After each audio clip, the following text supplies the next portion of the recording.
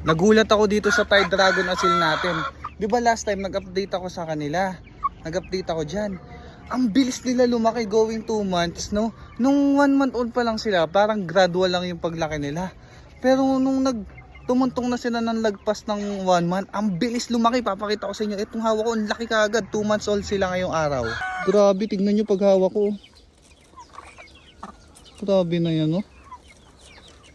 Literal na dragon. Thai Dragon Asil kasi, oh. Ang laki.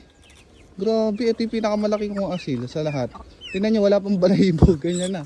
Umalis lang ako pagka uwi namin galing Thailand. Nagulat ako dun sa mga sisiw ng Thai Dragon Asil. Napakalalaki na. Grabe ka, tropa. Panalo.